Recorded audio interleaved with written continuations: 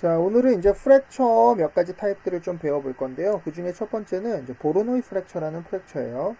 자, 후디니에는 이제 여러 가지까지는 아니고 몇 가지 타입의 이제 프랙처링, 이렇게 조각을 내는 이런 툴들을 가지고 있는데요. 그리고 후디니가 17.0 버전이었던가요? 이렇게 새로 버전업이 되면서 프랙처 쪽 파이프 라인들이 꽤 많이 변경이 됐어요. 그러니까 새로 많이 업데이트가 된 거죠. 자, 그래서 아마 지금 제가 이제 이렇게 설명드리는 거는 조금 옛날 스타일 방식이고요. 이제 그 리지드 바디 좀 후반에 이렇게 새로 바뀐 스타일의 이런 프랙처 방법을 또 다시 한번 수업을 할 건데요.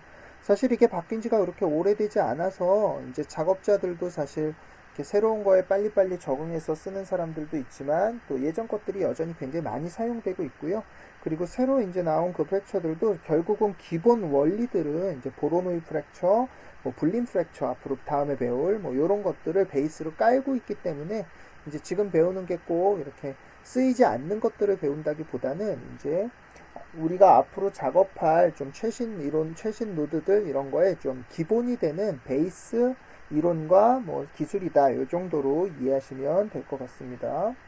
자, 보로노이 프랙처라는 프랙처를 배워볼 건데요. 자, 보로노이라는 거는 뭐냐면요. 자, 구글에 들어가서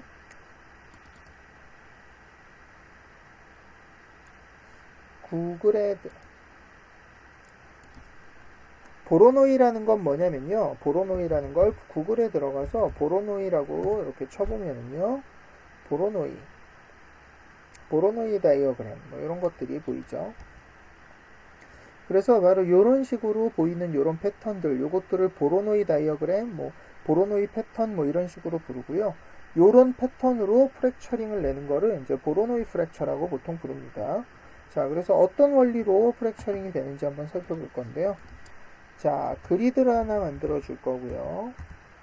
그 다음에 이 그리드에다가 스캐터로 점을 3개 정도만 찍어 주도록 하겠습니다. 스캐터로 점을 3개 정도만 찍어 줄 거고요. 점을 3개. 그리고 이 점이 이렇게 요 릴렉스 이터레이션스를 꺼서 이렇게 정말로 랜덤하게 좀 찍힐 수 있게 점 3개가 하나, 둘, 셋 찍혀 있죠. 이렇게 스캐터를 해주고요. 자, 그 다음에 보로노이 프랙처라는 노드를 하나 만들어 볼 건데요. 보로노이 프랙처. 자, 이 보로노이 프랙처는 첫 번째 인풋에다가 우리가 조각을 낼 지오메트리를 넣어주고요. 두 번째 인풋에다가는 그 조각을 낼 기준을 삼을 점을 넣어주는 거예요. 지금은 스캐터로 찍은 점 3개를 이렇게 넣어주면 될 거예요. 그리고 이렇게 보로노이 프랙처를 딱 봤더니 자, 뭔가 이렇게 조각이 난 것 같이 이제 보이기는 하는데 여기 단면이 보이죠. 면이 좀 뒤집혀 있고 좀 이상하게 보이는 것 같아요. 자, 여기 보면은 Create Interior Surface 이래서 안쪽 면을 만들어 줍니다. 이런 옵션인데요. 지금은 이게 평면이기 때문에 안쪽 면 자체가 필요가 없어요. 그래서 요거를 해제시켜 주겠습니다.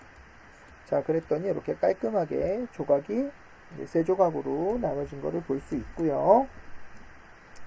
자, 그 다음에 이제 copy to point 노드 하나를 달아줄 거고요. copy to point.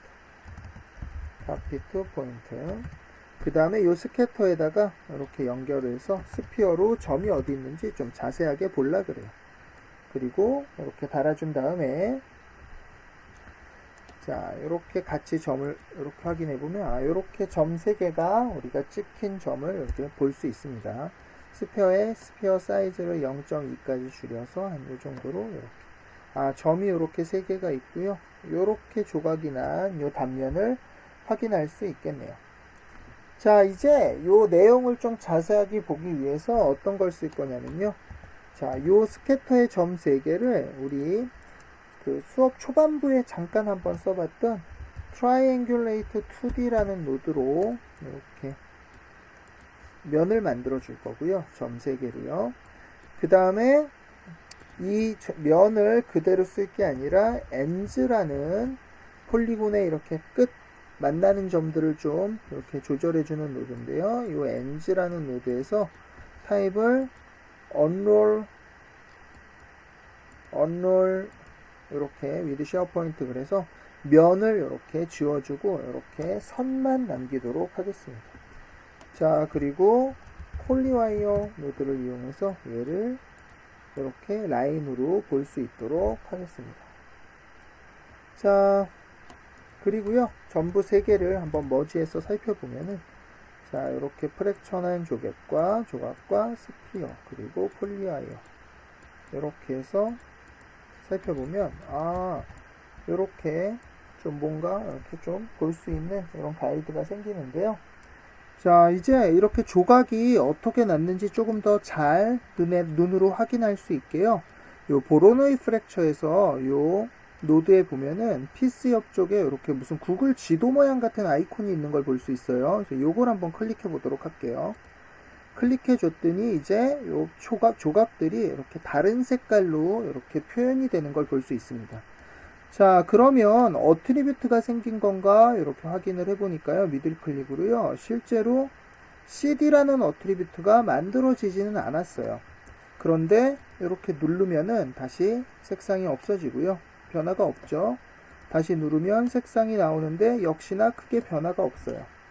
자, 프랙처를 알아보기 전에 요게 뭔지 좀 알아볼 건데요. 후디니의 비주얼라이저라는 기능이에요. 자, 후디니가 예전에는 이렇게 컬러를 가지고 화면에서 보여주고요. 뭔가 직접 어트리뷰트를 넣어야 이렇게 확인이 가능했었는데, 이제 그렇게 하다 보니까 불필요한 어트리뷰트들을 계속 만들어줘야 되고, 그런 좀, 뭐라 그럴까요? 불편함이 생겨서 이제 비주얼라이저라는 개념을 만들었는데요. 뭐냐면은, 실제로 이 지오메트리나 이 노드 어트리뷰트에 영향을 주지 않고요. 그냥 보여주기만 하는 용도로 사용하는 기능이에요. 자, 이렇게 눌렀다 켰다 할 수 있고요. 이게 어디에 적용이 되냐면 뷰포트의 아래쪽에 오른쪽 아래 보면 이렇게 같은 모양의 아이콘이 있고요. 이게 바로 비주얼라이저의 기능이에요. 자, 우클릭을 눌러보면 이제 여기 몇 가지 비주얼라이저스에서 이렇게 항목들이 나오는데요. 커먼이라고 되어 있는 거는 어떤 거냐면 언제나 공통으로 쓰는 것들. 그 다음에 이 씬이라고 되어 있는 거는 이 씬 안에서 쓰는 것들, 그리고 이쪽에는 개별 노드에서 쓸 수 있는 것들을 또 이렇게 등록을 할 수가 있어요. 자, 지금 보면은 씬이라는 여기에 네임이라고 뭔가 이렇게 이름 하나가 되어 있고요. 이렇게 체크가 되어 있는데요. 자, 얘를 다시 한번 눌러보면 없어졌죠. 여기에 우클릭 눌러보면 이게 꺼지는 걸 볼 수 있어요. 다시 한번 눌러보면 이렇게 켜지는 걸 볼 수 있죠. 그러니까 이 버튼은요, 이 노드에서 이 지오메트리에다 뭘 하는 게 아니라 여기 들어있는 요 비주얼라이저라는 항목을 껐다 켰다 해주는 버튼이에요. 그러니까 이렇게 그냥 동작을 하게 만들어 놓은 버튼이겠죠. 자, 그러면 요거는 뭐냐? 여기 연필 표시를 눌러서 에디트 이렇게 들어가 보면은 이 비주얼라이저가 뭘 하는지 이렇게 편집을 할 수 있는데요. 타입은 굉장히 많아요. 뭐 컬러 타입도 있고요. 뭐 마커, 뭐 볼륨, 태그 뭐 이것저것 있는데요. 마커는 우리가 포인트 넘버 뭐 이런 거 보듯이 이렇게 숫자로 보거나 뭐 이런 것들을 전부 마커라 그러고요. 저 네임 같은 경우는 지금 타입이 컬러로 돼 있어서 이제 색상을 이렇게 보여주는 비주얼라이저다 이렇게 생각하시면 될 거고요. 자, 랜덤 프롬 어트리뷰트로부터 랜덤하게 색상을 만들어 줍니다. 이렇게 이해하시면 될 것 같아요. 자, 어떤 어트리뷰트라면 네임이라는 어트리뷰트를 가지고 랜덤하게 색상을 만들어 준다. 이렇게 이해하시면 될 것 같습니다. 자, 그러면 이 보로노이 프랙처에서 이렇게 세 조각으로 프랙처링이 됐는데요. 자, 지오메트리 스프레드시트에 가보면은 원래는 이렇게 포지션밖에 없다가 조각이 나고 났더니 노말이 새로 생겼고요. 그리고 여기 보면 네임이라는 어트리뷰트가 생긴 걸 볼 수 있어요. 네임. 자, 보니까 타입은 스트링이죠. 들어가서 보니까 네임 이름이 피스 0이라는 이름도 있지만 피스 1, 피스 2 이렇게 세 종류의 네임이라는 어트리뷰트가 들어있는 걸 볼 수 있고요. 저 어트리뷰트에 따라서 이렇게 다른 색상을 비주얼라이저가 보여준다. 이렇게 생각하시면 될 것 같습니다. 자, 네임 어트리뷰트에 관해서는 조금 이따 다시 설명을 정확하게 할 거고요. 자, 일단은 요 아이콘으로 이 지오메트리의 변화를 주지 않고 이제 그 뷰포트 상에서 어떤 이렇게 표시를 해준다 이렇게 생각하시면 될 것 같아요. 그리고 지금은 요 네임이라는 얘를 껐다 켰다 하지만 사실은 처음에는 요거 자체가 아예 없을 거거든요. 새로 씬을 열면요. 그럴 때 처음 이걸 누르면은 이제 생성까지 같이 해주는 기능이 여기 포함이 되어 있다고 이해하시면 될 것 같습니다. 자, 그래서 이렇게 이제 우리는 보로노이 프랙처라는 이렇게 세 조각을 낸 걸 확인을 해봤고요. 이제 요 점을 가지고 좀 움직여 볼 건데요. 스캐터로 이렇게 선택을 해준 다음에 여기에다가 T라고 눌러주면 이제 이 점 한 개를 이렇게 움직일 수 있겠죠. 이렇게 XZ로 움직일 건데요. 자, 이렇게 해놓고 조각 모양이 어떻게 바뀌는지 한번 살펴볼게요.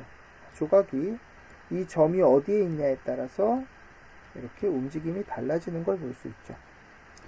자, 보로노이 프랙처의 원리를 잘 보면요. 이렇게 점을 3개 찍으면은 이 점부터 이 점까지를 이어주고요. 이 점하고 이 점을 이어주고 또 이 점하고 이 점을 이어줘요. 그리고 각각 이어진 이 선을 수직 이등분을 해서 이렇게 수직으로 이등분, 수직으로 이등분, 이것도 수직으로 이등분, 이렇게 이등분한 선을 가지고 만나는 지점에다가 이렇게 프랙처링을 해주는 그런 알고리즘이에요. 그래서 점이 이렇게 있다고 치면요. 자, 이렇게 있다고 치면, 자, 이 선에서 이렇게 절반 수직 이등분, 요 선에서 수직 이등분, 이 선에서 수직 이등분 해서 만나는 지점을 기준으로 이렇게 프랙처링을 해주는 거죠. 점을 좀 늘려보면요. 마찬가지예요. 점을 5개 정도로 늘려보면, 역시나 요 선에 수직이등분선 요거예요. 요거랑 요 선의 수직이등분 요거 얘랑 수직이등분 이렇게 만나는 지점을 기준으로 쪼갰죠. 요거의 수직이등분 이거의 수직이등분 그 다음에 얘는 요거의 얘는 요거의 수직이등분 얘의 수직이등분 이렇게 또 만나는 거에 쪼개고. 자, 이런 알고리즘으로 프랙처링을 하는 게 이제 보로노이 프랙처라고 생각하시면 될 것 같습니다. 뭐 굳이 알고리즘 뭐 이런 거를 막 다 뭐 완전히 이해하고 꿰뚫고 이럴 필요는 없지만요. 이제 몇 가지 좀 특성들은 조금 생각해 볼 수 있겠는데요. 자, 이런 식으로 쪼개는 방법으로 이제 프랙처링을 내면은 이 프랙처링 모양이 전반적으로 좀 동글동글한 느낌이에요. 동글동글한 느낌. 그리고 이제 그러니까 무슨 방탄유리나 이런 좀 이렇게 동글동글한 패턴들 이런 식으로 조각을 낼 때는 이제 굉장히 좋은 조각을 만들 수 있는데요. 유리나 이렇게 좀 많이 갈라지는 이런 좀 이렇게 길쭉길쭉한 모양으로 조각을 낼 때는 또 그렇게 적합하지는 않아요. 자, 이제 나중에 불린 프랙처랑 이렇게 이제 불린 프랙처랑 또 다른 프랙처들이랑 이렇게 비교할 때 이제 조금 더 자세하게 설명을 드리도록 하겠습니다. 자, 그래서 이런 원리로 이제 어떤 식으로 조각을 내는지 예제 파일을 하나 같이 진행해 보도록 하겠습니다.